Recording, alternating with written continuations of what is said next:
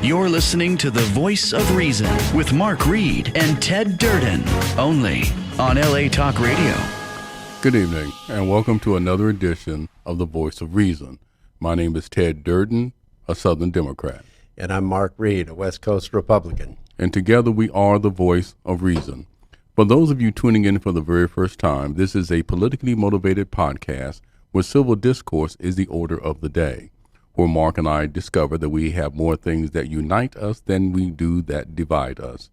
And having said that, and as I always do, I'll toss the ball over to my co-host, Mark Reed. Thank you, Ted.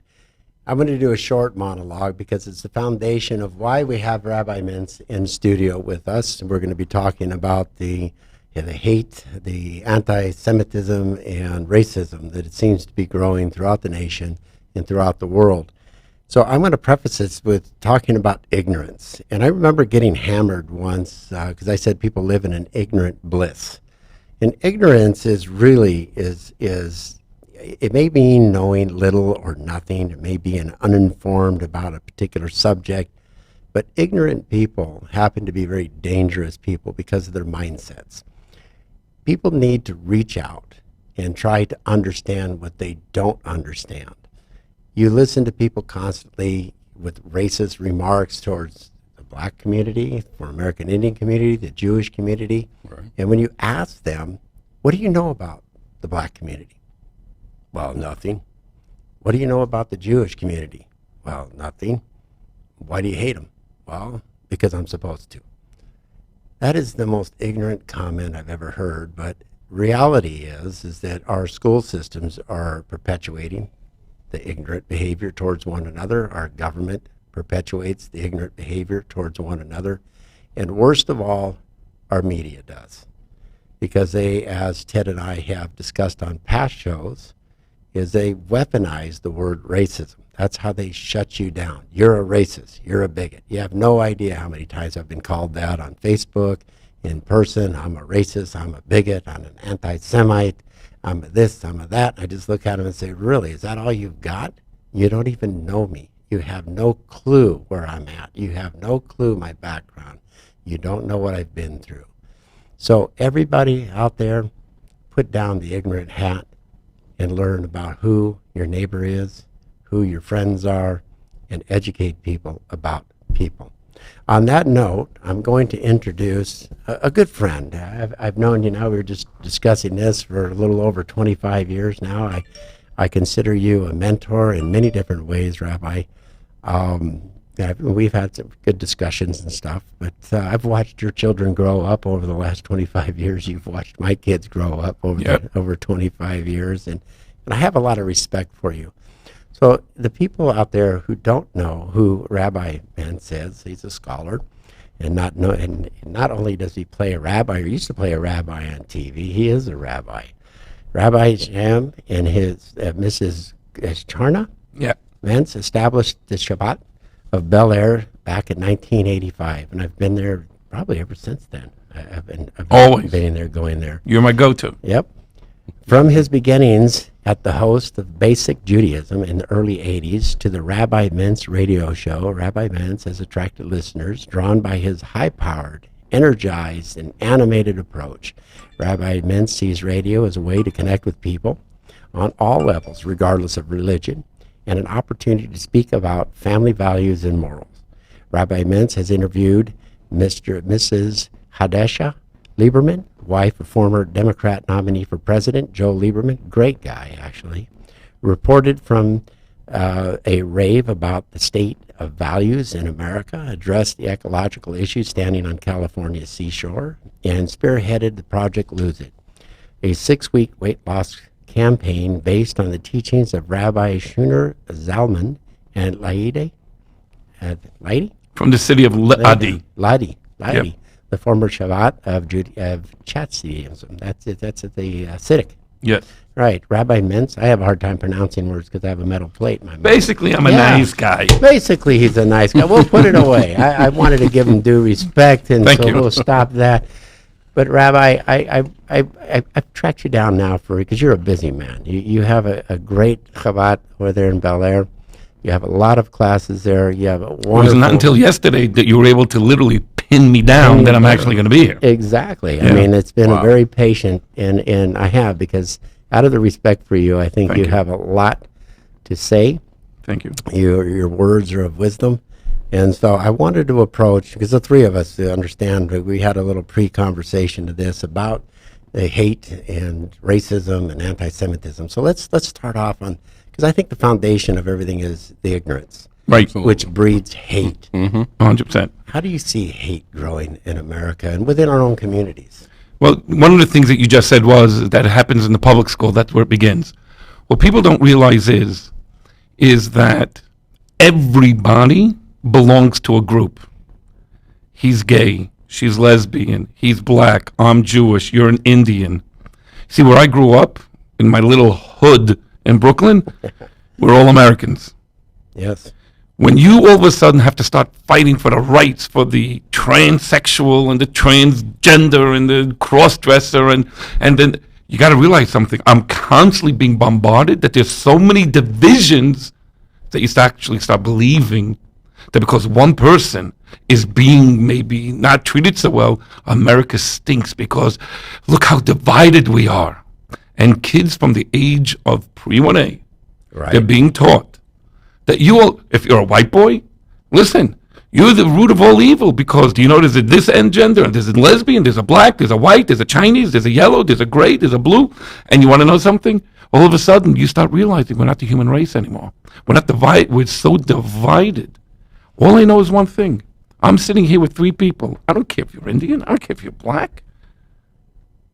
I don't care if I'm Jewish. We're right now talking about how can we make this world a better place. That's right. That's all we care about.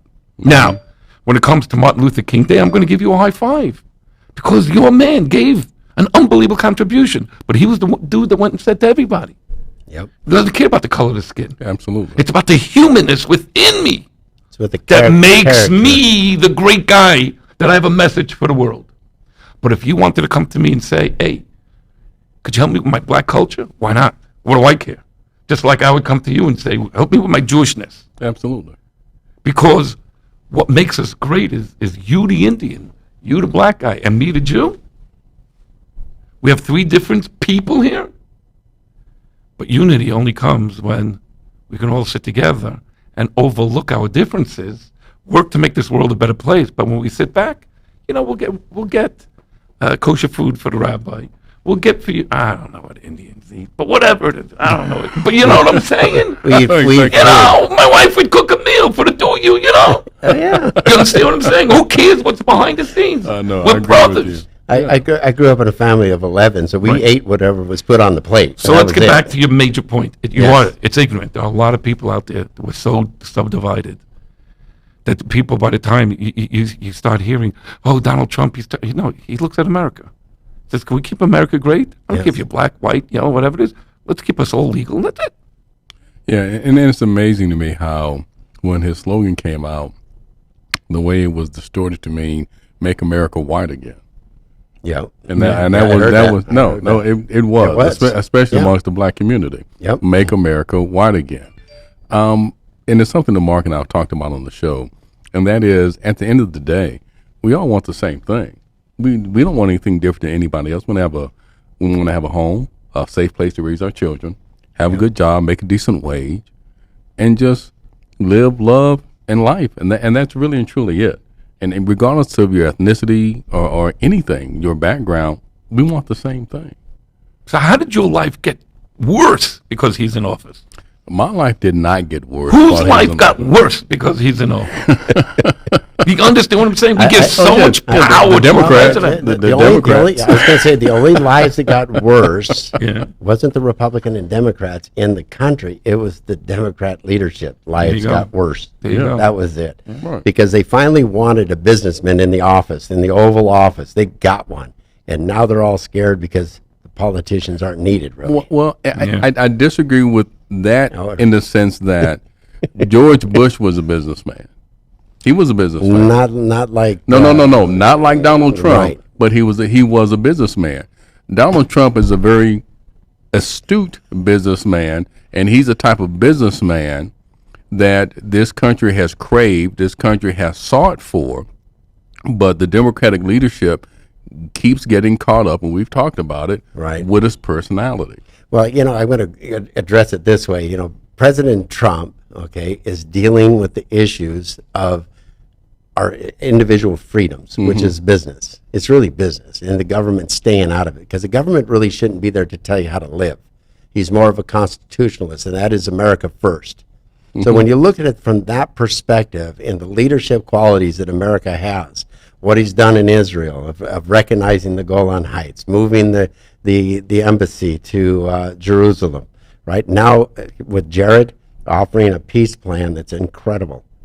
I think they'll go for it because they have the support of all the surrounding countries there. Yeah, they do. And even to your point that you were just saying, a lot of people got nervous when Trump got elected into office, and again, falling back on the Make America Great Again, because they were afraid of American isolationism. They were afraid of that. They were afraid that we were going to isolate ourselves from our allies in the world. And what Trump did is when he took a look at the deals and imbalances as far as the way that we were policing the entire world and the cost that America was consuming, and he said our allies are not paying their fair share. Right. We need to take another look at that. That's a businessman's mentality. That's what a businessman does. When he sat down with a lot of the military leaders, and I understand, I'm not going to minimize it. It was a very rough meeting, but I understand. But at the end of it, he said, look, we're spending way too much money on wars. We're not winning any of these. We need to take another look at these wars. That's a businessman's mentality. Well, you can't straighten something out by beating them down to the ground. You have to straighten them out in a different fashion. No, I That's agree. how he's approaching it. It is economic warfare that he does. Right. He's trying to get other countries or the people themselves to stand up and say, okay, we're not babysitting you anymore. Right. And in your neck of the woods, do something. By the way, you said a great thing about George Bush. Not only he was a businessman, he was a governor. Right. Yes. Governors are business people. That's why Bill Clinton, whether you like it or not, what party you are, he was a governor. Right. Governors are people that understand business. When you have a guy who's just a pure politician, then he can't make anybody happy. The reason why Bush didn't succeed because he was wimpy. He wanted to make everybody happy. Yeah. Trump doesn't care about making anybody happy. I made my money. I don't care if you hate my guts. This is what makes America great.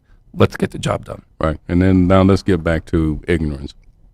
As far as, because that's very true. Ignorance is at the root of all hate, because we fear that and we hate that which we do not understand. So unfortunately, tribalism has been on the rise. You have all these sectarian groups. You have the white supremacists, you have the homosexuals, you have the blacks, you have the Hispanics, you have all these tribal groups. And the interesting thing is, they're all fighting for the same thing. And they think that the way to accomplish it is by attacking the other tribes as opposed to coming together and working together. Remember, Ted, I brought up that I did a panel with Jesse Jackson, the Rainbow Coalition. Right.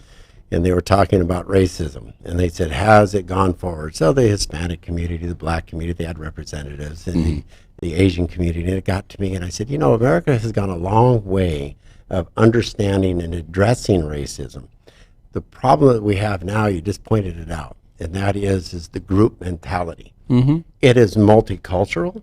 It is the gays, it's the lesbians, it's the LGBTQ2 plus alphabet A, B, C, community. D, F, G. You've got the blacks, you've got the Asians, you got the polka dots, you got the Jews, you got the Christians, you got this, that. It's groups that are fighting with one another, and they no longer look at each other, as you said very eloquently in the beginning. We're all just people. Yeah, we all are. And the frightening thing is when you see racism raise its ugly head in our democratic leadership, or I will say our political leadership. And it's happened on both sides. It's happened on both sides. of the aisle. I will say that, yeah, absolutely. Yeah. On that note, we're going to go to our first advertisement. When we come back, we're going to talk about values and how we can start standing up to these things and addressing them.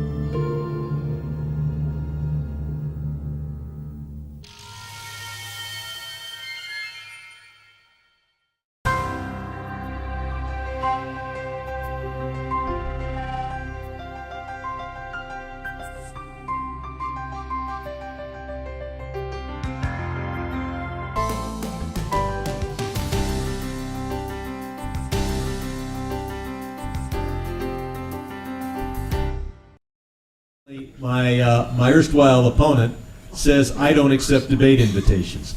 I accept the League of Women Voters invitation. The League of Women Voters LA chapter was the one who invited him to the 5 debates with the Battered Women's Organization, with a synagogue, 2 churches, and the American Legion. And he turned down them all flat with the League of Women Voters. Welcome back to The Voice of Reason with Ted Durden and our special guest, Rabbi Mentz. I wanted to talk and touch a little bit about, we talked about the ignorance and the hatred and so forth. What is happening in our communities, Rabbi Mentz, is pertaining to the loss and the complete loss of values, just individual values in a home. And describe your perspective. A lot of people look at me and say, what do you mean by values? And they think it's the morals or Christianism or Judaism or Buddhism or whatever. There's certain values that are very universal. Yes. The word respect. The word respect is the number one word between human beings. There's no more respect. Now, where is that being practiced to have no more respect? You, all of us that are sitting in this entire station, we all knew one thing. If somebody called up our mother and said, or to our father and said, your son said something inappropriate, Right. there was a bar of soap in your mouth. Oh, I've discussed that for All the time. Absolutely. Today, Ivory soap. I can hide behind a make-believe name and all of a sudden get power by putting you down. And the power is addicted like a drug. So I don't have to respect nobody. And I walk around because I got 10,000 likes on my power of negativity. Who are you to tell me now? So all of a sudden you're a walking time bomb that I can put you down. You also have politicians that go and say, if they disagree with you, go into the restaurants. And you get into their face. Now, there's no law getting into someone's face. I can't arrest you. If I got into someone's face, my father gave me a whooping. Yep. You're not doing that. Right. But now when you have the power going to you and saying, get into people's faces, then I got to tell you something. We as a society are creating time bombs of people to get into anyone's face and to be disrespectful for anybody. Let me ask you a question. You're bringing up something that's making me really think of an incident that took place, and I won't use names, but if you're representative, your representative in your district, okay, stayed silent about the anti-Semitic remarks that are coming out from Talib and AOC and that squad and a few others in there, and on both sides of the aisle. There's been remarks, but it's been really an uptick of their rhetoric of anti-Semitism, which goes back. There's historic anti-Semitism. A lot of people say you're an anti-Semite because I hate Jews, so they say, oh, no. There is actual rhetoric that is anti-Semitism. Mm-hmm. And they have engaged in that. What do you think of of a representative that stays silent? Well, you must understand, it's not representatives staying silent. You have the Speaker of the House who had a moment to go and pass a bill, no anti-Semitism allowed. And all of a sudden, you have the person who's the biggest anti-Semite screaming, but what about the few tweaks that come my way that make fun of me as a Muslim? Then all of a sudden, the Speaker of the House realized. Now, she went and watered down the whole version, which was worthless. But this is what your listeners must understand what's really happening in this country. The Tea Party is an underground movement. When you go and give a poll, what do I mean underground? If you go and call anybody from the Tea Party, who are you voting for? I'm not going to argue with you. I'm voting for Obama. I'm voting for Hillary. I'm voting for the left. All right, good. So now we have rotten numbers. Tea Parties, a lot of people don't like the way this country's going. In the last election, even though they did get a lot of representatives to go and join the Democrat Party, anybody who's in the political world right now knows right now, this country is forging more to the right because of the craziness of the left. So Pelosi took a political gamble. I don't want these 4 people, the squad, to go and make too much noise. So let me keep them quiet. Right. But because she didn't stand up, now everybody knows. I can say what I want, and the people in power are too scared to say something. So when that happens, it's like a pharaoh going and saying, I can say whatever I want. Let's go enslave the Jews. They're worthless. They're third-class citizens. Today, people can stand up and beat up on Jews. What is being done? People can walk into a synagogue and with a gun and just mow them down. Why not? They're only Jews. If you're African American, you know exactly what I'm talking about. Absolutely. You know exactly what I'm talking about. How dare people have to walk the street knowing that at any given moment the person can go and put you down as a black. You have no idea how many times I have Allah Akbar, or I have people say the Jews should have go back to the camps and get burned on drive-bys. People are raising their heads, but the Jews are not sitting back. They're arming themselves. Do not think that you're going to be able to just sit there and you're going to be able to walk in and do something to the Jewish places. Let me tell you something. The police know it. The government knows it. That the Jewish people are not sitting back. If you saw what happened in Muncie when that guy went in with the machete, and he took 5 people out and cut them up. Right. What was happening the next night? The next night, there were people with semi-automatics walking up and down that block. Any copycats? Bring it on. The police didn't go and do anything. You know why? Because they realized the anti-Semitism is growing, and they have a right to protect themselves. Well, when our elected officials, Rabbi Mintz, allow Omar, there's 3 recognized groups as terrorist groups in America. Okay, and that is the Muslim Brotherhood, CAIR, and Hamas. When a representative allows them to come, a sponsored fundraiser for those 3 organizations, and Omar comes and speaks there, what do you say to your representative that allows that to happen, though, because it's promoting this hatred and ignorance that we're talking about? Because, and mind you, American Muslims, because I hear this all the time, American Muslims, a lot of them are good people. They're still good people. They're very great people. Yeah. You couple that with the Sharia law and the radicalism that takes place in there. Yeah, there's the ones that are dangerous. They're very dangerous. But Omar has come out, when you read and you listen to her tapes, she is a dangerous person in my mind, a very dangerous person. But if your representative allows this person to come into your district to raise money for terrorist organizations and you're complicit, what do you think of that representative? I got to be honest. This is free speech. Yes. You can't do anything about it. People raised money for the Nazis in the 1940s here in America. They did. There are people that go and say that Israel is a terrorist country and there's Jews raising money for Israel. As long as they're a nonprofit organization and you can't prove that they're using the money for anything, this is American law. If you want to stop that, you're going to have to change the law. But that's a First Amendment speech. But let me ask you a question, though, and I think more to Mark's point is this. If there's a representative in the district who, like he said, invites Omar in to do fundraisers for terrorist groups, when there are anti-Semitic attacks against Jews and against synagogues, and sits back and does nothing, I think the simple answer is you get rid of the bastard. You make sure that he's no longer in office. That's what you do. So I guess my question is, if you're aware that there's such a representative, do you mobilize your community to do what is necessary to try to make sure he does not remain in office? Now I understand what you were asking. 100%. And there's one person that you can learn this from. His name is Mayor Giuliani. During the 50th anniversary of the United Nations, when all the heads of state came to New York, so there was a play that the city of New York said, I'm inviting all the ambassadors or the heads of the country, come. So somebody invited Yasser Arafat. And Yasser Arafat sat down, I think, in the second or third row. And he came in like in the last minute to be part of the gang. And the lights went out. And we're about to start the music when all of a sudden Rudy Giuliani goes and says, 1 minute. This is my town. This is my play. Turn on the lights. He turned around to Yasser Arafat.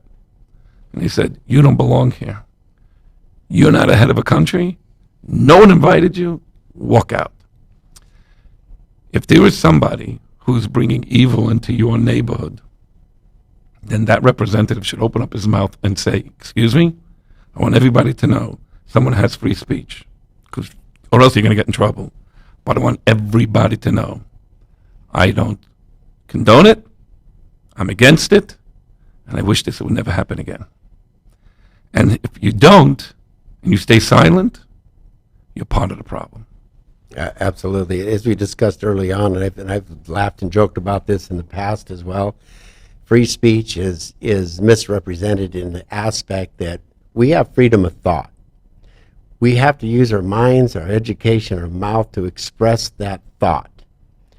Our parents, when we grew up, taught us you don't really have free speech, because if you go out there and you disrespect somebody, you say the wrong things, you got it. I mean, and Right. mine was always an ivory bar of soap went down my throat. Mine was a switch. Yeah. Well, I got swatted too, but they wanted to wash your mouth out so foul language wouldn't come out. Your disrespect for your elders wouldn't come out. Even the police departments. If you looked at an officer the wrong way going down the street, they would turn around and come back and not really jack you up, but they'd take your name down and everything else. You were one of the misfits in the neighborhood. They made you feel, how would you say, out of place by being disrespectful. Right, absolutely. So we have freedom of speech, but we have to have an education system that teaches us to master the English language to express the thoughts in our head. So why don't you go back to and I don't know when you're going up to your next break, but you hit the nail on the head right at the beginning. There's a lot of ignorance. See, a lot of people are watching Dancing with the Stars. Nothing wrong. A lot of people are watching The Bachelor. Nothing wrong. Nobody's actually learning to find out what do people think? Who are these activists? What are they about? Right. I would love people to go and say, I want to meet a Jew. I'm sitting next to an African American. If you go into a lot of places, people are going to say like this, what are you sitting next to him for? Did you check him to see if he has a gun? Maybe the guy's on drugs. Because that's how people talk. Yeah, it is. Yep. And you want to know something? I couldn't care less if he had a gun. I met this guy already 5 minutes. I know who he is already. I couldn't care less if he has a gun. Good people don't kill. Just like there could be a guy here sitting next to me. He's an Indian. What do I think? He has a tomahawk in his back pocket? What do you think? I'm going to get scalped? But how the ignorant people are. Maybe sit down with these people and have a cup of coffee. See, when I walked in, I didn't know you from Adam. Right. But you can just shake a guy's hand, look him right in the eye, and you're able to know. This guy's a cool guy. Guy's a nice guy. Guns don't kill. Evil people do. Absolutely. So I couldn't care less if you were black with a gun. Because black people don't kill. Evil humans kill. And that's what people have to know. Right. Absolutely. Ted, do you have a question? The question I have is this. I'm going to go back to what I said just a moment ago. Being aware of those politicians, have you been mobilizing the community to try to get them out of office? As a rabbi, I can't. I can only speak what is right. And there's enough of a message that these are the people that we have to be voting for. Mm-hmm. Now, I don't talk to my congregation, vote for this person so we can get X, Y, and Z. For example, a lot of people in inner city may vote for somebody because they promised to give something. I understand. Maybe they'll get like food stamp programs because in the inner city, you need more of that. But what I will speak about is the morals of people. And when I always talk before the election day, I always go and speak. He says, I can't tell you who to vote for. I'm not going to tell you, but I'll always go and say, who do you feel is going to stand up to your belief system and your morals? Who's going to be going and making the United States a stronger country? Who's going to go and stand up for Israel? Why shouldn't I? I'm a Jew. Why shouldn't I stand, love what you're going to do for Israel? I'm sure Irish people are also going to be thinking, who's going to stand up for Ireland? Mm-hmm. Just like you have the squad, thinking, I want to find out who's going to help with, the PLO, etc. I got to say one thing. I said it on the high holidays, straight up. I love what our president is doing for the country. And then I looked everybody, I took a pause for 15, 20 seconds. I just stared out to the entire audience. I said, but if I hear from any one of you that you become his character, you're going to be called to my office. On that note, we are going to go to our 30-minute break and pay some bills.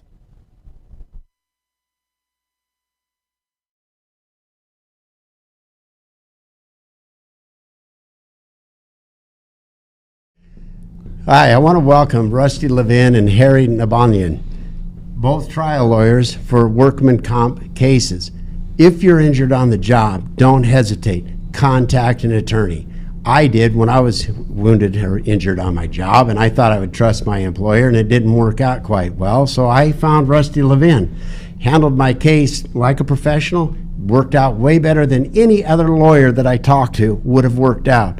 So Rusty, tell us a little bit about your company of Levin and Nabanian Trial Lawyers. So at our firm at Levin Albania Trial Lawyers, we handle all matters of workers' compensation, personal injury, and employment disputes, wrongful termination matters, and things like that. We were able to help Mr. Reed out with his workers' compensation case. Unfortunately, workers' compensation injury can be very stressful, intense situation. And at Levin Albanian, we try to get you the most benefit we can of the law, while also easing the stress and anxiety that comes along with that situation, and getting you back on your feet. My partner, Mr. Labandian, he handles the personal injury sides, and I'll let him take it from there. And just like all injured employees out there, anybody else who gets injured as a result of somebody else's negligence has rights, and the rights that they need to protect immediately. And they should do that by calling Levin and Albanian Trial Lawyers and letting us help ease that tension off of you and get you the result you deserve, while also making sure that you get better in the progress. So we're here for you, folks. Levin and Nabanian Trial Lawyers is the best company for you to get a hold of when you're injured or have a personal injury. So give them a call at 213-232-4848, 213-232-4848. Thank you. and let them handle the stress for you while you recover at home. Thank you again. Bye-bye. Hi, my name is Ted Durden, and I want to take a moment to talk to you about trust, and I trust churchandlaw.com. When it comes to workers' compensation and employment law, you can trust churchandlaw.com. If you ever need legal advice you can rely on, it's churchandlaw.com. Black and white, no gray, churchandlaw.com. 818-230-3110, churchandlaw.com. A law firm you can trust and count on. It all goes to heck. Are we live? Yes. We're live again? I want you to know, if these people, if outside people only heard what we're talking about when the mics are off, Yeah. man, we are talking a mile a minute. Yes, we are. Welcome back. You've seen the personality of Rabbi Mintz, which I fell in love with over 25 years ago. He's a great individual. If you ever want to talk to him, just look up the Chabad of Bel Air. He's got a great website. He has great programs there. But let's dive right back into the lack of values, morals of the individual homes, the family units, because I always say everything in the community, everything in the nation comes from the individual home. And if the individual homes within a community is at a tipping point where you have, let's say you have 1,000 homes and 500 of them are poisoned. They have no values anymore. They have no respect for the community. That community now has a cancer, and it's going to kill the entire community. We're at a tipping point because America, 28% of the people in America are actually faithless. They have no faith at all. And it doesn't matter what faith you have, but they have no faith at all. What's your opinion on that, Rabbi? Well, two things. You brought up the family and you brought about faith. Let's talk about the family first. Yes. You open up the Bible. God doesn't talk about love of mankind. The very first thing is he says to Adam and Eve, go make a family. Build a home. Adam and Eve had to make children. That was the very, very first thing. When you make children, you're responsible. If not, and they were too busy. One of them turned out to be a murderer, Cain. But you got to make a family. It all starts with the home.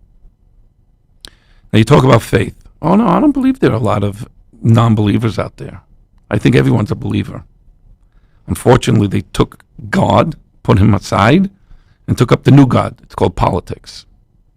My politics is what's going to save me, and I can count on it. Because look at it. If you come over to me and you go in my faith, and you go and you rat out to me that my God is X, Y, and Z, I'm going to stand up. Go and try to talk to one of these what you call faithless people, but they have a new God. It's called politics. You go and speak against their God, they go into your face with more anger and zeal Yep. than any religious person that I know. Yeah, they become like rabid dogs. So they have a faith, but not God, mortal man. And if he's in power, everything will be okay for me. Like I said earlier before, so what Trump's in office? My personal life? It's what I do. It's my family. We do this together. Yeah, we do. And I think that there was I made an interesting observation quite some time ago about a generational observation. And we're generally in the same age group. All of us are. And when we were growing up, the difference is we looked to that generation that was before us, our fathers, our mothers, the war veterans, the homemakers. We looked at them, and that's where our values came from. But the generation that came behind us, instead of looking to us, they did the unimaginable. They looked behind them.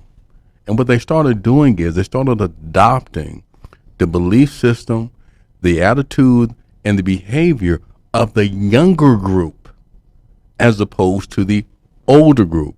That's why you'll see women nowadays that are in their 40s and between 40 and 50 that act like they're 20 and 25.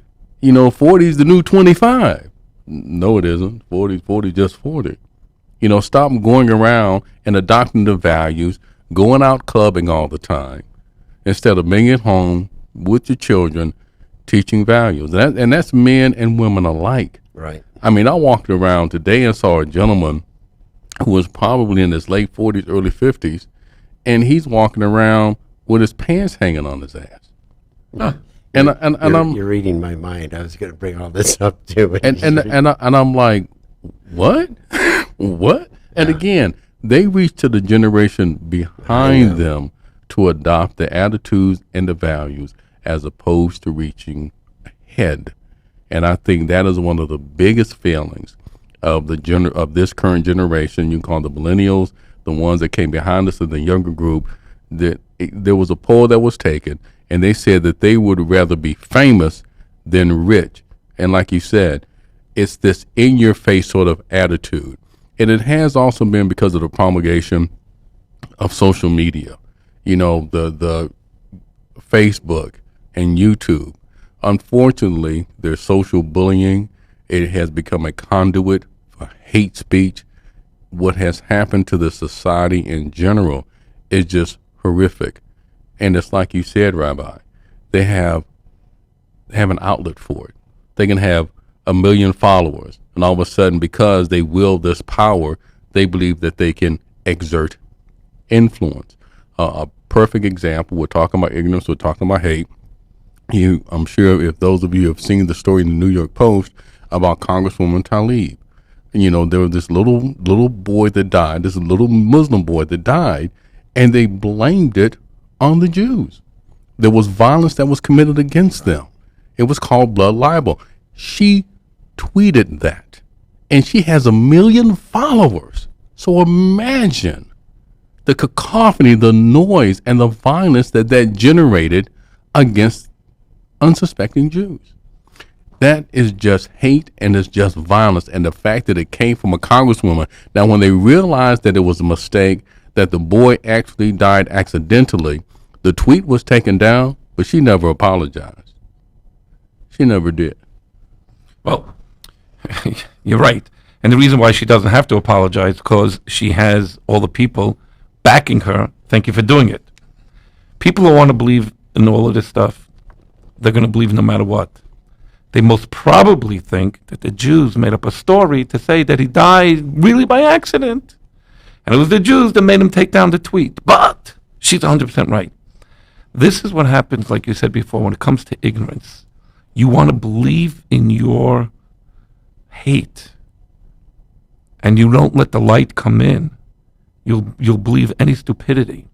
That's why it's so important. By the way, God bless you guys. I mean, you brought me onto the show, but people are listening to this. You got to realize you're listening to an Indian, a Jew, and a black guy. Sounds When was last? No, sounds like we're walking into a bar. Let me tell you, there's a joke over here. Yeah, exactly. No, but the truth of the matter is, why wouldn't I go out to dinner with you guys right now? I'm talking serious. Oh no, there's No, I'm talking. No. Why shouldn't I? Right. I'm having a good time. Everybody on the outside, they all go and think like this. I hate blacks. I hate Jews. I hate those Indians. And everybody has, like you said, they're so ignorant.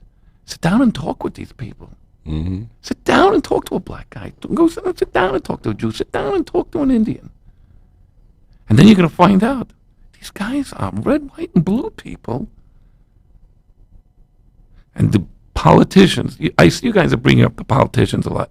You got to realize something. Political podcast. That's right. I'm starting to realize it. You know, when you didn't have the Bible on the table, I realized it wasn't a religious show. But with that being said, politicians have to divide you with emotion Right. to get your vote. You know, I grew up as a Democrat. My man, who I thought was the greatest president until Ronald Reagan, was Kennedy. Do you know Kennedy today, if he would go and run today, they would consider him a right-wing Republican. They would. Kennedy was one of the most powerful Democrats. Yes. Fortunately, he died young, but he was a powerful person. You could say he had the Kennedy machine, he was good at politics, but telling you, read his inaugural address, Yes. you think Ronald Reagan was talking. I think he spoke to the common decency of all human beings. And He not spoke and to not Americans. Yes. He didn't speak to the red, white, and, to the black, to the white, to the yellow. He didn't care about that. He spoke to the decency of all human beings in America. He didn't did. talk to the parties. That's it. He didn't try to divide. You know, something you brought up, Ted, you know, Kobe Bryant and his daughter died Right. in the helicopter crash. And people don't realize that he was only 41 years old. Mm-hmm. And what a powerful, influential individual he was, because like you said, Rabbi, he went out, he's made a family. He was dedicated to his family. He was dedicated to his craft. He was beginning the second chapter of his life to be able to give back. He was really a decent human being in all respects. And that's why he was a real a model. You know, he was a real model, a public figure. You watch that tweet that went out. It went viral. The one black guy that's a football player, and he was telling off the cops. All right. And he filmed it himself, and it went viral. Right. And the publicists of these guys come out and say, "Well, they don't have to be role models anymore. What they are is influencers. Influencers. Yeah, they try to influence based on what you're saying, Rabbi, with the tweets and the likes. All they care about is being liked. Mm-hmm. They don't care about being a decent human being anymore. No. All they care about is that their God has become Benjamin Franklin, the $100 bill. You know, that's all they care about. How do you get that? You get all these followers on Twitter. You get them on Facebook. You go out there, you do the most extreme possible things you can. You get more of the Benjamin Franklins coming in, the money coming in. And it's a sickness as far as I'm concerned. You know, they don't care about the human decency of the community that they're influencing anymore. And that's what our role models used to be. Right. You know, that's where you're coming from, Rabbi, is you're always a role model. By the way, if you're a businessman out there or you're a young kid, why would I want to speak to somebody who's 30 years old when I can go and speak to a guy who's 65, 70 years old that did what you did for the last 35 years. No, I don't want to do it. I tell my mommy, don't tell me what to do. Let me make the mistakes myself. Fool. You got all this money to waste on mistakes? Right, exactly. The older generation went through your greatest gold mine that America has on the senior citizens. That is our greatest gold mine. Yeah, because the dearth and the wealth of knowledge that we have that we can pass on. We try to encourage our children and the generations that come behind us to learn from us. Let us teach you. Let us show you. But this generation, just sometimes it's just the sheer arrogance of it. You can't tell me nothing. I don't need to hear what you have to say. Absolutely. What do you know? We're going to be. I got 4 billion points on Donkey Kong, Grandpa. Yeah. I'm the big guy. And before we go to break, I want, so nobody takes my wording out of context, because, the love of Benjamins is an anti-Semitic comment. And I don't want anybody taking that out of context at all. All right, the love of Jackson. It's love of, the American Indians hated Jackson because of the You see where this country is going? All this political correctness, I tell you. We just can't be straightforward anymore. But I wanted to make sure so nobody takes it out, because I've been called everything under the book, and I'm definitely not anti-Semite. So no, you're not. We're going to go to break, and we'll see you in about 30 seconds.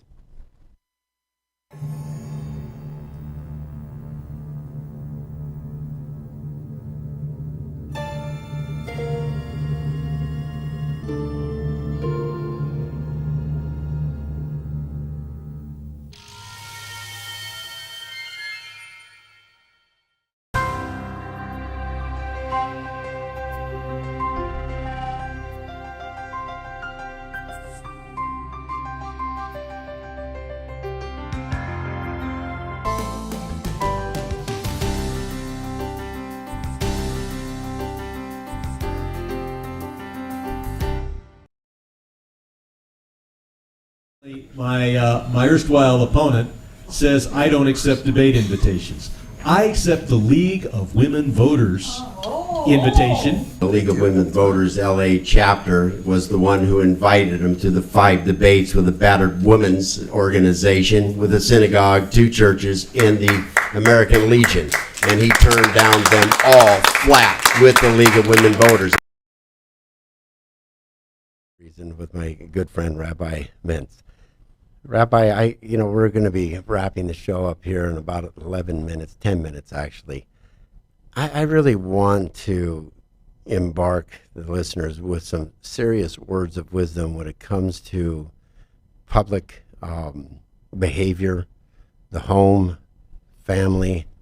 It's not all about politics, even though we're engulfed in politics with this horrific impeachment trials, which drives me nuts. But before we go to that, I do want to hear your opinion for the community as well, because there's a lot of the Jewish community listens to the show quite well. President Trump's moves in his support for Israel. Have you ever seen a president with such a strong support and backing of Israel? King Cyrus, look how far back we have to go. Right. We're talking about 2,300 years ago. King Cyrus, when he allowed the Jews to go back and build a second temple. Yes. I don't think there's been a world leader, since King Cyrus. I know the Jewish history very well. What the president has done was he's saying, listen, Jews, I'm giving you what has always been yours, and I want to give you a secure place. But look what he did. He got Saudi Arabia on our side. Mm-hmm. He's getting Egypt saying, PLO, stop it. What do we want us to keep on fighting for you? And I got to tell you something. If they don't take this, it's over. The deal of the century, even in the Arab world, is saying, idiots, start somewhere. He's giving you a roadmap. I never ever saw a president tell the Jewish people, why are you fighting for the Golan? You've been living there for the last, 50 years? It's yours. People go to war, you conquer land, it's yours. Why is he negotiating? There's another thing he's done. You don't know behind the scenes. He's done the anti-Semitic bill. Yes. Do you know what it is? It's almost like Lincoln going and saying, I got to go to war to free the slaves. For a Jew to go and think there's a law that on college campus you can't go and make me feel guilty that I'm Jewish because of Israel? Huh? For the last 23 years, that's all. People, literally, I know people not sending their kids to college and certain universities because they don't want their kids to be subjugated to such hate. This president is telling the world, we are a superpower. And this is the way it has to be. I'm not flinching. I don't care if you have to pay more money. Look what he's doing for the African American community. If these numbers are right about working, let me tell you something. The greatest pride anybody has, unfortunately I'm using the word African American because that's the way they divide statistics today. The greatest worth that you have is not how many likes you have, but the works of your hands. Yes. When a person is working, he can come home with a paycheck. He said, honey, I got money for that pair of shoes that you want. He's in love with his wife because I made an extra buck that you can have the shoes. Do you know what it is in America to have people working? It's what America was built for. To the pursuit, the godly, you were born by God with energies for the pursuit of happiness. That's all this country was made for. And he's giving us the tools to be the greatest country. And if anybody knows anything about the Bible, God didn't create a Bible to tell you all the things you can't do. He's telling you all the things to keep away from certain roadblocks. Mm-hmm. Now go out there and do the best you can to enjoy my world with a God. We're a relationship. But go out, and there's nothing wrong being rich. Because how many homeless people could you now feed? How many jobs could you create? There's nothing wrong having money. Politicians, the root of all evil. A businessman who creates jobs for everybody else in the community, I don't care if he's rich. Let him be rich, because he's the bottom line of bringing in jobs. I love this president, what he's doing for the Jewish people, but on the bigger picture, wow. I don't remember since Ronald Reagan's days that I walk around and look, what a country I'm living in. What a country.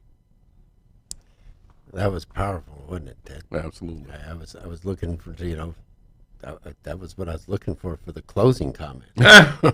We still have 5 more minutes. Maybe it's for me to come out of retirement and get back onto the radio, eh? There you go. Come back to the show once in a while, Rabbi. Exactly. Teach these 2 young bucks how to do it. But you're nailing it right on the point, because AOC, there's another video of her that's come out, which I got a kick out of it. She says, we're not coming after the billionaires' money. We don't want your money. We want your power and influence. And Lindsey Graham stated it at the end of the Kavanaugh hearings, that the Democrat leadership only wants power. Yeah. And he said, God forbid you ever get power in this country again, because you'll destroy it. Exactly. The power is in you and I. The power is in me and you. We are the ones that make the work. We are the ones that open up the gas station. We are the ones that open up the car wash. We're the ones that open up the little restaurants. Corporates can't create restaurants. Corporates can't create the mom and pop stores. When you open up a mom and pop store and the whole family's working on it, the children grow up with a pride. I worked on a Saturday, I worked on a Sunday, whatever it was, to help my mother and father get X, Y, and Z. Then you had your Sunday night dinner. For those that had Sunday night dinners, I have the Friday night dinner. That family, we talk. By the way, I'm holding in my phone. You can't see it out there, but I'm holding the root of so much evil. The phone. It distracts the children and distracts the parents. One day a child is going to go and say at a funeral, I've yet to been to a funeral. You've done a few funerals in your lifetime. Mm-hmm. I'll do this real quick. Yeah. Tell me one time a person gets up there at $1 billion dad and said, my dad was the greatest dad. You know what? He never came home just so we can have $1 billion. That was the greatest. I never heard that at a funeral. What I did hear children say, my dad worked hard, but came home and had dinner with us. That is the American way. Absolutely is. I've said this on more than one occasion, and I'll say it again, is in America, the unsung hero is the poor schmuck that goes to work every day, 9 to 5, barely making it, but he's being responsible for his family. He's being responsible in the community. He's showing his children the right pathway with respect. You know, he's being the provider, and he's a happy man. He may not have that $1 billion, No. but he's a happy man because he's doing what his God expected of him. Absolutely. And I'm going to disagree with you on one thing. Go right ahead. In spite of what Lindsey Graham said, it's not about Democratic leadership. It's not about Republican leadership, because I don't think any Democratic leader would want to destroy this country, just like a lot of people think that Donald Trump is out to destroy this country, and I could not disagree more. I believe that what we have to have on both sides of the aisle, we have to have responsible leadership. There you go. You have to dispense with political affiliation and simply do what is best for the country. I agree with what Mark and what the rabbi said. There's nothing more satisfying, and we're all fathers, to come home at the end of the day and know that you have provided for your family. Because the first role of a man, of a father, is to provide. No matter what it is you have to do, no matter how much money you're making, come home, take care of your family, spend time with your children, spend time with your wife, and that's what you do. You know, Ted, you're hitting a very poignant point, and so have you, Rabbi. You know my story, and a lot of people out there don't know my story. I met my wife when I was 11 years old. I knew it. I gave her a promise ring at 16 years old. We married at 21. We've been married now 42 years. We have 3 adult children. I have 10 grandchildren, nine granddaughters, 1 grandson, and we have our 11th grandson. It's a grandson is on the way. Fantastic. And there's nothing more important to me that every day I focus on the love that I have for my wife, the mother of my children. That's what she is to me. She's my wife, my companion in life, the mother of my children. And there's nothing I wouldn't do for her. Absolutely nothing. Very first command, create a home. Adam and Eve, go do it. Yes. It's the first thing, because if you don't have a good home, everything else will fall to pieces. It's built on sand. That's right. I don't need a politician telling me how to live my life. My dad taught it to me. That's right. That's right. God bless you all out there. Thank you. I want to thank everybody for tuning in. Please share this episode. I think it was a very dynamic, filled with wisdom. This is why I invited my good friend Rabbi Mintz to the show. I waited 3 months for this episode, and I think it's one of the best ones I've had so far, even though we've had some top-notch people on the show. Ted, go ahead and bring it home. Thank you, Rabbi, for coming you. on to You're our welcome. show. Pleasure. Thank you, Rabbi. It's been great. Pleasure. Absolutely. Yes. And remember, ignorance prevails when rational minds sit back and do nothing. Be sure to tune in next week. It's all right. You're listening to The Voice of Reason with Mark Reed and Ted Durden, only on LA Talk Radio.